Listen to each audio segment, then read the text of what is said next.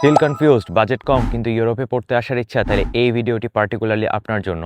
কারণ এই ভিডিওতে আমি টপ 5 কান্ট্রি শেয়ার করব যেসব কান্ট্রিতে আপনারা খুব কম খরচে অ্যাপ্লিকেশন করতে পারবেন। সো প্রথম যে কান্ট্রিটা নিয়ে আমি কথা বলবো সেটা হচ্ছে হাঙ্গেরি। ইউরোপের মধ্যে হাঙ্গেরি একটি খুবই পপুলার ডেস্টিনেশন স্টুডেন্টদের মাঝে।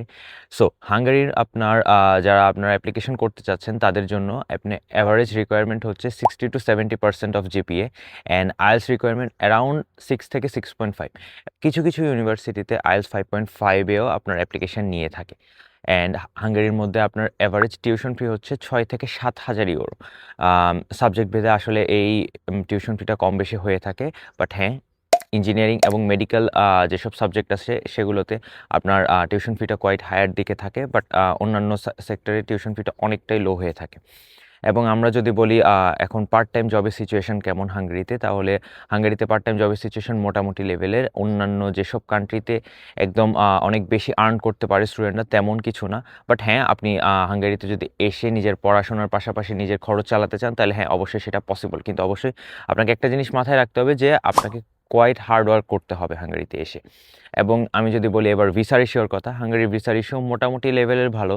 কিন্তু আপনাকে প্রথম থেকেই আপনার নিজের ডকুমেন্টেশনগুলো মেনটেন করতে হবে যাতে করে ভিসা অফিসার এমন কোনো লিক বা এমন কোনো পয়েন্ট খুঁজে না পায় আপনার ভিসা অ্যাপ্লিকেশনে যেটার দ্বারা আপনার ভিসাটা রিজেক্ট হয়ে যেতে পারে।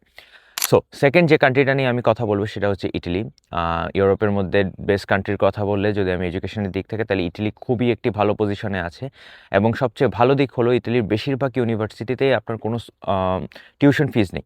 সো এই দিকটা আমাদের বাংলাদেশি স্টুডেন্টের জন্য অনেক একটা খুব ভাইটাল দিক। কারণ হচ্ছে আমরা বেশিরভাগ যারা দেশের বাইরে অ্যাপ্লিকেশন করতে চাই তাদের জন্য টিউশন ফিটা খুব একটা বড় প্রবলেম হয়ে দাঁড়ায়। এবং আরেকটা জিনিস যেটা সুবিধা হলো, কিছু কিছু ইউনিভার্সিটিতে যেসব ইউনিভার্সিটি আপনার টিউশন ফি রিকোয়ারমেন্ট আছে সেসব ইউনিভার্সিটি ভিসার আগে কোনো টিউশন ফি নেয় না। সো আপনি খুব কম খরচে নিজের ভিসা অ্যাপ্লিকেশন করে ফেলতে পারবেন ইটালির জন্য। বাট হ্যাঁ, অবশ্যই আপনাকে একটা জিনিস মাথায় রাখতে হবে যে ইতালিতে কিন্তু ইউনিভার্সিটিগুলো একটি এক্সামের মাধ্যমেই আপনার অ্যাপ্লিকেশনগুলো নিয়ে থাকে, যেটাকে আমরা টলক এক্সাম বলে থাকি। এবং পাশাপাশি টলকের পাশাপাশি আপনারা সেট দিয়েও কিন্তু ইতালির ইউনিভার্সিটিগুলোতে অ্যাডমিশন নিতে পারবেন। এবং আমি যদি বলি ইটালির আপনার জব সিচুয়েশনের কথা, হ্যাঁ, ইটালিতে আপনার জব সিচুয়েশন তেমন একটা ভালো না। কারণ এখানে ইমিগ্রেন্টের পরিমাণ একটু বেশি। সো ইটালিতে জবের সিচুয়েশন তেমন একটা ভালো না। বাট ইটালির ক্ষেত্রে একটা খুবই ভালো দিক হলো ইটালিতে আপনার অনেকগুলো স্কলারশিপ অফার করে থাকে ইউনিভার্সিটিগুলো। পার্টিকুলারলি আমরা যদি বলি সবচেয়ে বেস্ট স্কলারশিপটা হচ্ছে গভর্নমেন্ট স্কলারশিপ ইটালির। সো এটা হচ্ছে রিজিয়ন বেসড একটা স্কলারশিপ, যেটার আন্ডারে আপনি অ্যারাউন্ড 6 থেকে 7 হাজার ইউরো প্রতি বছর পেয়ে থাকেন, এবং যেটা হচ্ছে নিড বেসড স্কলারশিপ। সো আপনার আমরা যদি অ্যাজ এ বাংলাদেশি স্টুডেন্ট এখানে ইতালিতে এসে দেখাতে পারি যে আমাদের ফ্যামিলি ইনকাম অতটা বেশি না, তাহলে আমরা এই পার্টিকুলার স্কলারশিপটির জন্য এলিজেবল। বাট পাশাপাশি আপনার যদি টলকের স্কোর বা সেটের স্কোর যদি ভালো থাকে এবং আপনি যদি র্যাঙ্কিং লিস্টে বেটার পজিশনে থাকেন, তাহলে অবশ্যই আপনি ইউনিভার্সিটি থেকেও একটা পার্টিকুলার স্কলারশিপ পাবেন। এবার যদি বলি ভিসার কথা, তাহলে হচ্ছে আপনার যদি প্রপার ডকুমেন্টেশন থাকে তাহলে আপনি ভিসার জন্য কোনো প্রবলেম ফেস করবেন না। ইতালিতে বেশিরভাগ ক্ষেত্রেই আপনার স্পন্সর এবং অ্যাপ্লিকেন্ট দুইজনেরই ব্যাংক স্টেটমেন্ট দেখাতে হয়, তাও 1 বছর ম্যাচিউরড। সো এই জিনিসটা মাথায় রেখে আপনারা যদি একটু সময় নিয়ে যদি অ্যাপ্লিকেশন প্রসেসটা করেন তাহলে আশা করি খুব ইজিলি আপনাদের ভিসাটা হয়ে যাবে। এখন নেক্সট আমি যে কান্ট্রিটা নিয়ে কথা বলবো, আসলে আমি এই জায়গায় দুইটা কান্ট্রি একসাথে ইনক্লুড করতে চাই। একটি হচ্ছে লিথুনিয়া আর একটি হচ্ছে লাটভিয়া। সো আমার মনে হয়েছে এই দুইটা কান্ট্রির অ্যাপ্লিকেশন প্রসেস বা ওভারঅল আমরা যদি বলি রিকোয়ারমেন্ট ক্রাইটেরিয়া দুইটাই মোটামুটি সেম। সো হ্যাঁ, এই দুইটা কান্ট্রি আপনার সেনজেন কান্ট্রি। সো এই দুইটাতেই আপনার টিউশন ফি অ্যারাউন্ড 3 থেকে 4 হাজার ইউরোর মধ্যে পড়ে থাকে। বাট কিছু কিছু ক্ষেত্রে আপনার টিউশন ফিটা একটু স্লাইটলি বেশি হতে পারে যদি আপনি ইঞ্জিনিয়ারিং বা মেডিকেল সাবজেক্টে কোনো মেডিকেল রিলেটেড কোনো সাবজেক্ট যদি চুজ করে থাকেন। এবার আমি যদি বলি অ্যাডমিশন ক্রাইটেরিয়ার কথা, তাহলে অ্যারাউন্ড আপনার 60 থেকে 70% মার্কস থাকতে হবে আপনার প্রিভিয়াস এডুকেশনের ক্ষেত্রে। পাশাপাশি আইএলটিএস স্কোর 5.5 থেকে 6-এর মধ্যে রাখাটাই বেটার। এবং আমি যদি বলি জব সিচুয়েশনের কথা, হ্যাঁ, লিথুনিয়া এবং লাটভিয়া দুইটাই অতটা বেশি ডেভেলপড কান্ট্রি না ইউরোপের মধ্যে, তাও মোটামুটি জব সিচুয়েশন ভালো। কারণ অনেক স্টুডেন্টই এখন বাংলাদেশ থেকে লিথুনিয়া এবং লাটভিয়া বোথ কান্ট্রিতেই আসছে এবং বেশিরভাগ স্টুডেন্টই এখানে সার্ভাইভ করতে পারছে। বাট একটা জিনিস আপনাকে মাথায় রাখতে হবে লাটভিয়া এবং লিথুনিয়া বোথের ক্ষেত্রে, যে এই দুইটার দেশের জন্য কিন্তু বাংলাদেশে আপনি এম্বাসি ফেস করতে পারবেন না।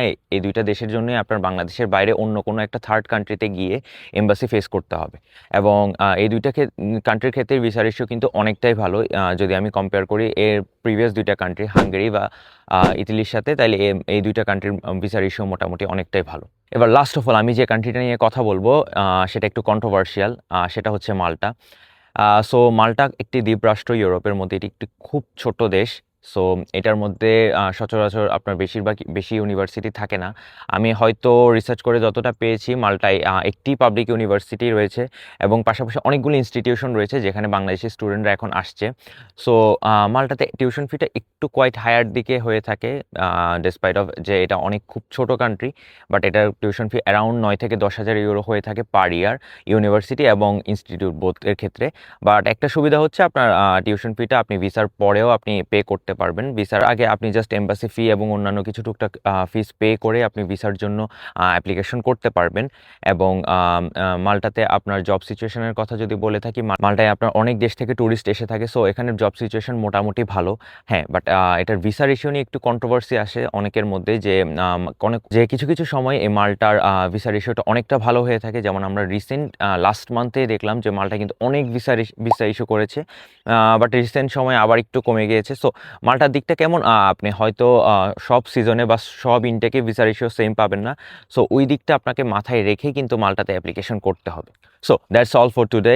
আমি এই ভিডিওতে ট্রাই করেছি যে টপ 5 কান্ট্রি নিয়ে আপনাদের সাথে ডিসকাস করার, যেসব কান্ট্রিতে আপনারা খুব কম খরচেই অ্যাপ্লিকেশন করতে পারবেন স্টিল নাও।